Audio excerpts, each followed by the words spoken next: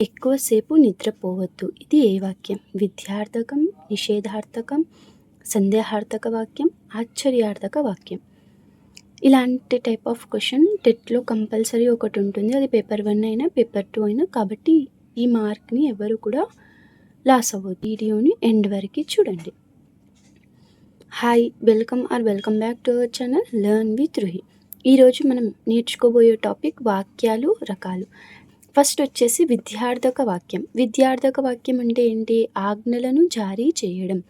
ఆజ్ఞలను జారీ చేసేది వాక్యంలో ఉంటే దానిని మనం విద్యార్థక వాక్యం అంటారు. ఆజ్ఞలు అంటే ఆర్డర్స్, ఏమైనా ఆర్డర్ కావచ్చు. క్రమశిక్షణతో ప్రార్థన చేయండి. ప్రతిరోజు పాఠశాలకు రావాలి. ఇక్కడ రెండిట్లో కూడా మనం ఆర్డర్ వేస్తున్నాం విద్యార్థులకు. క్రమశిక్షణతో ఉండండి అని చెప్తున్నాం, పాఠశాలకు రండి అని చెప్తున్నాం. ఇలా మనకు ఆజ్ఞలను జారీ చేసే వాక్యాలను విద్యార్థక వాక్యం అని అంటారు. విద్యార్థక వాక్యంలో మనకు వాక్యం అనేది మధ్యమ పురుషలో ఉంటుంది. మనకు నెక్స్ట్ వచ్చేసి నిషేధార్థక వాక్యం. నిషేధించడం అనే సందర్భంలో ఉపయోగించే వాక్యాలు అన్నీ నిషేధార్థక వాక్యాలు. ధూమపానం సేవించకూడదు, ఇక్కడికి ప్రవేశించకూడదు, నిషేధించడం అనేది ఉంది కాబట్టి ఇవి నిషేధార్థక వాక్యాలు. సందేహార్థక వాక్యం. సందేహాన్ని వ్యక్తం చేసే వాక్యాలను సందేహార్థక వాక్యాలు అని అంటారు. ఉదాహరణకు వానలు వస్తాయో రావు, నాకు ఉద్యోగం వస్తుందో రాదో అనేది సందేహార్థక వాక్యాలకు ఎగ్జాంపుల్ అవుతుంది. నెక్స్ట్ ఆశ్చర్యార్థక వాక్యం. ఆశ్చర్యార్థక వాక్యంలో ఆశ్చర్యాన్ని వ్యక్తం చేసేది ఉంటుంది. ఆహా, ఏమి రుచి, అమ్మో ఎంత భయంకరంగా ఉంది. ఇవి ఆశ్చర్యార్థక వాక్యాలకు ఉదాహరణలు. నెక్స్ట్ అనుమత్యార్థక వాక్యం. అనుమతిని ఇచ్చే వాక్యాలను అనుమత్యార్థక వాక్యాలు అంటారు. ఉదాహరణకు లోపలికి ప్రవేశించవచ్చు, ఈ కుర్చీలో కూర్చోవచ్చు. ఇవి అనుమత్యార్థక వాక్యాలు. నెక్స్ట్ 6th వన్ ప్రార్థనార్థక వాక్యం. ప్రార్థించు అనే సందర్భంలో యూజ్ చేసేది మనకు ప్రార్థనార్థక వాక్యం. దయచేసి క్యూ పద్ధతిని పాటించండి. దయచేసి అని మనం ఇక్కడ ప్రార్థించుకుంటున్నాం, వాళ్ళను రిక్వెస్ట్ చేస్తున్నాం. ఆ రిక్వెస్ట్ అనేది కనిపిస్తే మనకు దానిని ఏమంటారు? ప్రార్థనార్థక వాక్యం అని అంటారు.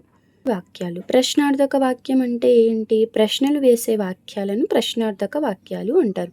ఇందులో ఎక్కడికి, ఎందుకు, ఎలా ఇలాంటివి క్వశ్చన్స్ కూడా కనిపిస్తాయి. లేదు, మీరు ఎవరు, మీరు డాక్టరా, మీరు టీచర్ కదా, ఇది ఆశ్చర్యార్థానికి సంబంధించింది అని అనుకుంటాం. కానీ ఇక్కడ మనం కన్ఫర్మేషన్ చేసుకుంటున్నాం మీరు టీచరా కాదా అని. కాబట్టి ఇది ప్రశ్నార్థక వాక్యం అవుతుంది. ప్రేరణార్థక వాక్యం. ఎదుటివారి ప్రేరణతో ఉంటుంది. ప్రేరణార్థక వాక్యం. ఇతరులను ప్రేరేపించే వాక్యాలను మనం ప్రేరణార్థక వాక్యాలు అంటారు. ఎగ్జాంపుల్, టీచర్ చదివిపిస్తున్నారు, అమ్మ అన్నం తినిపిస్తుంది, రమ నవ్విస్తున్నది. ఇలాంటి వాక్యాలు అన్నీ కూడా మనకు ప్రేరణార్థక వాక్యాలు. నెక్స్ట్ ఆత్మార్థక వాక్యం. అంటే తనకు తాను చేసుకోవడం, తనకు సంబంధించింది మాత్రమే చేసుకునే పనిని గురించి చెప్పే వాక్యాలను ఆత్మార్థక వాక్యం అంటారు. ఇందులో కొను అనే వర్డ్ కనిపిస్తుంది. అమ్మ వంట వండుకుంటున్నది, బాబు ఆడుకుంటున్నాడు, గీత ఆడుకుంటుంది, తెలుగు చదువుకుంటున్నాము. ఇవన్నీ కూడా ఆత్మార్థక వాక్యాలు అవుతాయి. నెక్స్ట్ సామర్థ్యార్థక వాక్యం. సామర్థ్యాన్ని గురించి చెప్పేది. ఒకరి యొక్క పని ఎంత చేయగలుగుతాడు, ఎంత సామర్థ్యం ఉంది అని చెప్పే వాక్యాలను సామర్థ్యార్థక వాక్యం అంటారు. అతడు కష్టపడి పని చేయగలడు, నీవు ఆడగలవు, నేను ఉద్యోగం సాధించగలను, మీరు చక్కగా బోధించగలరు. ఇలా ఒకరి గురించి సంబంధించిన సామర్థ్యాన్ని మనం చెప్తే అది సామర్థ్యార్థక వాక్యం అవుతుంది. నెక్స్ట్ హేత్వార్థక వాక్యం. హేత్వార్థక వాక్యం అంటే ఏంటి? కారణం, ఫలితం రెండు సూచించే వాక్యాలను మనకు హేత్వార్థక వాక్యం అంటారు. బాగా చదివితే ఉద్యోగం వస్తుంది, నేను కష్టపడి చదివాను కాబట్టి మంచి ర్యాంకు వచ్చింది, వానలు కురిస్తే పంటలు బాగా పండుతాయి. ఇవన్నీ కూడా ఏమవుతాయి? మనకు హేత్వార్థక వాక్యానికి ఎగ్జాంపుల్స్ అవుతాయి. నెక్స్ట్ ఆశిశాపనార్థక వాక్యం. ఆశిష్యులు, శాపాలు తెలియజేయ వాక్యాలను మనం ఆశిశాపనార్థక వాక్యాలు అంటారు. దీర్ఘాయుష్మాన్ భవ, నీకు ఉద్యోగం వచ్చుగాక, మీకు శుభములు కలుగుగాక, వారు అపజయములు పొందుగాక, నీకు వినాశకాలము దాపరించుగాక. ఇలాంటివి మనకు ఏమవుతాయి? ఆశిష్ శాపనార్థక వాక్యాలు రెండు ఉంటాయి. ఆశిష్యులు ఉంటాయి, శాపనార్థాలు ఉంటాయి. ఇవి ఉదాహరణలు. నెక్స్ట్ గౌరవార్థక వాక్యం. గౌరవార్థక వాక్యం అంటే ఏంటి?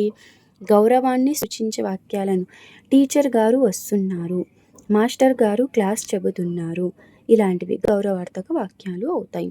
నెక్స్ట్ సంభవనార్థక వాక్యం. సంభవనార్థక వాక్యం అంటే ఏంటి? ఊహను సూచించు క్రియారూపాలను సంభవనార్థక వాక్యాలు అంటారు. అంటే సంభవించవచ్చు అనేది. రేపు అతడు రాకపోవచ్చు, పూజిత స్కూల్కి రావచ్చు, నీలా రేపు పాటలు పాడవచ్చు, డిఎస్సి నోటిఫికేషన్ 2026లో రావచ్చు. ఇలాంటివి సంభవనార్థక వాక్యాలకు ఎగ్జాంపుల్ అవుతుంది.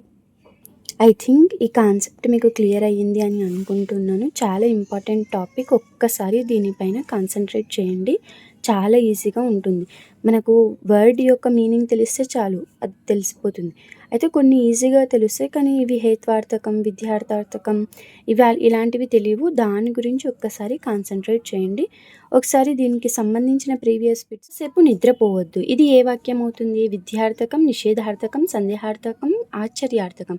నిద్రపోవద్దు అంటే మనం నిషేధిస్తున్నాం కదా, కాబట్టి ఏమవుతుంది? అది నిషేధార్థక వాక్యం అవుతుంది. ఇలా చాలా సింపుల్గా ఉంటే త్రూ ఆప్షన్స్ వెళ్తే సరిపోతుంది మనకు. పాఠం అందరూ చదువుకొని రండి. ఈ వాక్యం దేనికి సంబంధించింది? ఇక్కడ మనం పాఠం అందరూ చదువుకొని రండి అని ఆర్డర్ వేస్తున్నాం. ఆర్డర్ వేస్తే అది నిత్యార్థకమా, విద్యార్థకమా, తధర్మార్థకమా, సందేశార్థమా? విద్యార్థకం అవుతుంది. Then the correct answer is the విద్యార్థకం.